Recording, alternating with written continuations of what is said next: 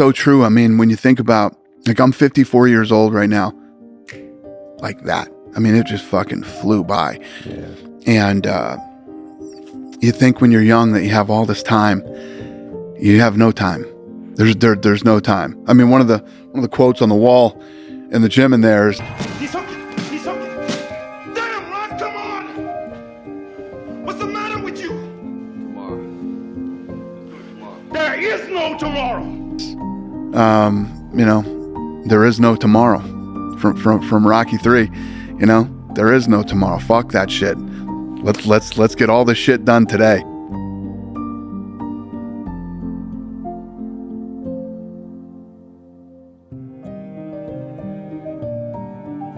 And that idea is everywhere. And I think it's right. I think the idea is right because there aren't that many ways of doing things right, and there's a lot of ways of doing things wrong. And if you do things wrong, the consequences of doing them wrong can be truly catastrophic. God only knows why you're wrong. Like maybe it's a deep wrong, maybe it's a pattern, and you have to take, maybe 10% of you has to go, something like that. And that's a kind of death. It's really hard.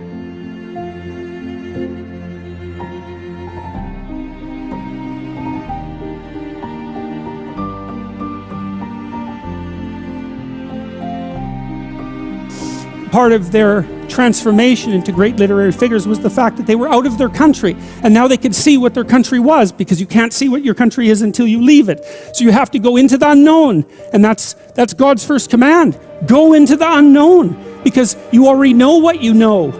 And that's not enough unless you think you're enough. And if you're not enough and you don't think you're enough, then you have to go where you haven't been. And so that's the first commandment to Abraham. It's like, okay, that's a good one. That makes perfect sense. Go to where you don't know. Yes.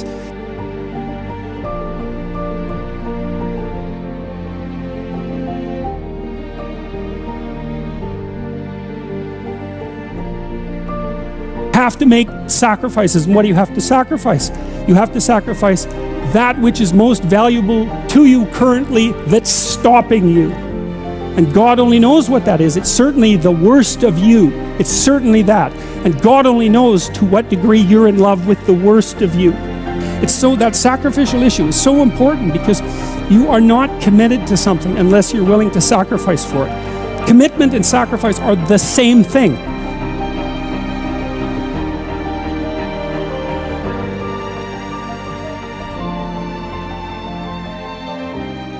And so the idea that what moves you away from your country and your father's house and the comforts of your childhood home is something that's beyond you and that you listen to and hearken to. That's exactly right. And you can say, well, I don't want to call that God. It's like, it doesn't matter what you call it exactly. It doesn't matter to what it is, what it's called. It still is. And if you don't listen to it, that's the other thing. If you don't listen to it, and I've been a clinician and talked to enough people now, as old as I am, to know this absolutely. If you do not listen to that thing that beckons you forward, you will pay for it like you cannot possibly imagine. You'll have everything that's terrible about life in your life and nothing about it that's good. And worse, you'll know that it was your fault and that you squandered what you could have had.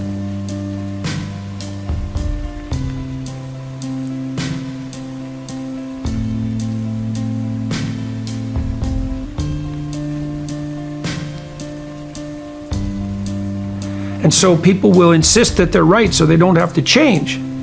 Because change involves sacrifice, change involves death. When you learn something new, the stupid part of you has to go.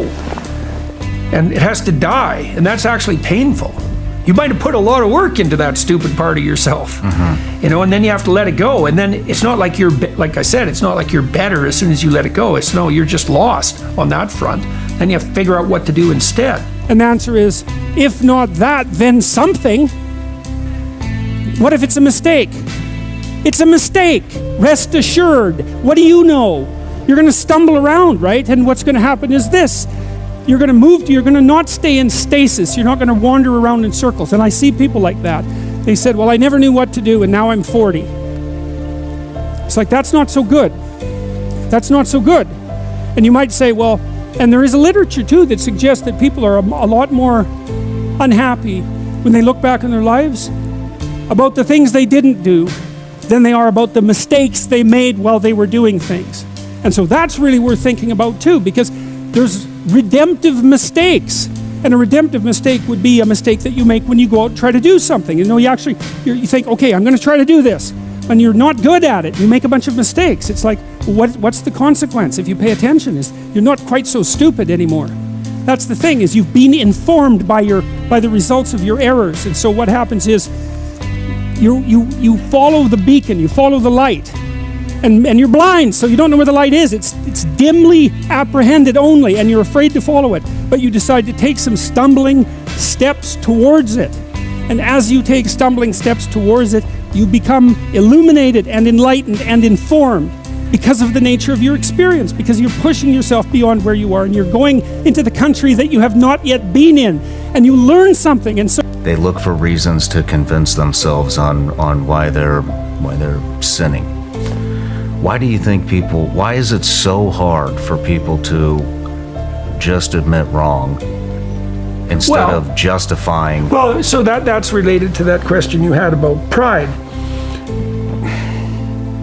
We like to be right. If I'm right and you're wrong, I don't have to change. And so that's pretty convenient for me, because change, there's a desert part of change. Like if I have to change, I have to fall apart, and then I have to put myself back together. It's very annoying to fall apart.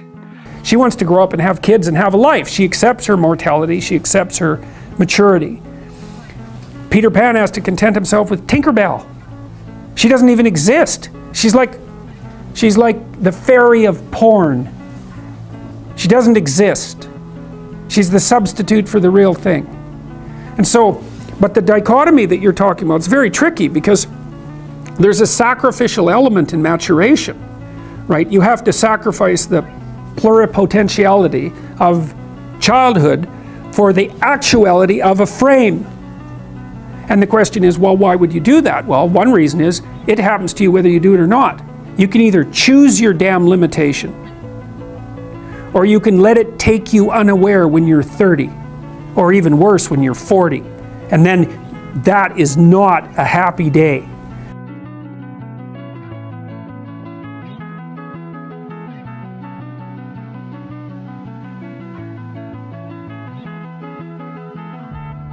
People's lives aren't what they would like them to be. And so then you ask, why? Well, forget about tragedy and catastrophe, because that's self-evident, and we're not going to discuss that. Although the degree to which you bring about your own tragedy is always indeterminate. Sit on your bed one day and ask yourself, what remarkably stupid things am I doing on a regular basis to absolutely screw up my life? And if you actually ask that question, but you have to want to know the answer, right? Because that's actually what asking the question means. It doesn't mean just mouthing the words. It means you have to decide that you want to know. You'll figure that's out so fast it'll make your hair curl. That's all right, that's fine. I mean, you're sitting on a winning lottery ticket. You're too much of a pussy to cash it in. Let me tell you what I do now. Every day I come by your house and I pick you up. And we go out, we have a few drinks and a few laughs, and it's great. You know what the best part of my day is? For about 10 seconds from when I pull up to the curb when I get to your door. Because I think maybe I'll get up there and I'll knock on the door and you won't be there. No goodbye, no see you later, no nothing. You just left.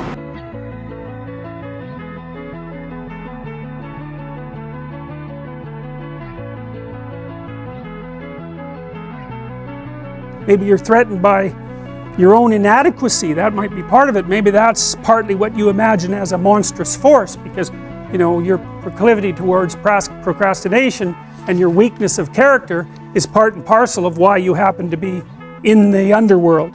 And that's the underworld, the mythological underworld. That's where you go when things fall apart.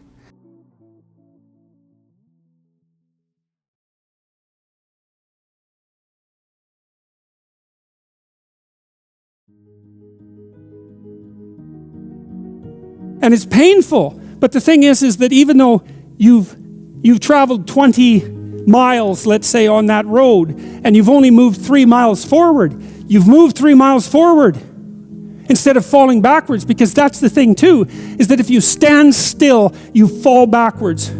You cannot stand still, because the world moves away from you if you stand still.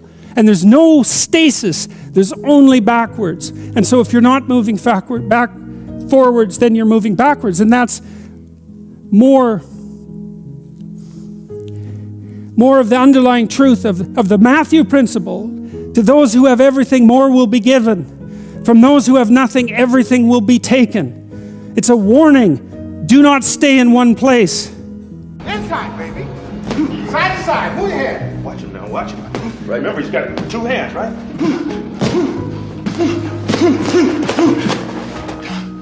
Damn, man, what the hell are you doing? This guy will knock you on your ass. Come on, Rock. It's not a game. You want to live in the hospital for 5 weeks this time? You thought I was tough? This jump will kill you. That's $2,000 a week you're wasting. It's $100,000 a year. It's like, how much better would your life be if you weren't wasting $100,000 a year? It's like, what is that over 40 years? $4 million. It's like, you're rich. You don't even know it. Quit wasting time. By your own definition. It's like people shake their heads. Like, oh, I never thought about it that way. It's like, yeah, think about it that way. Don't waste your damn life.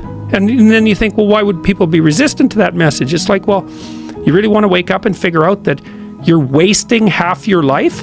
And you know, when people do that kind of wasting, they actually hate it. You know, and I've had lots of people come to my clinical practice who were chronic procrastinators.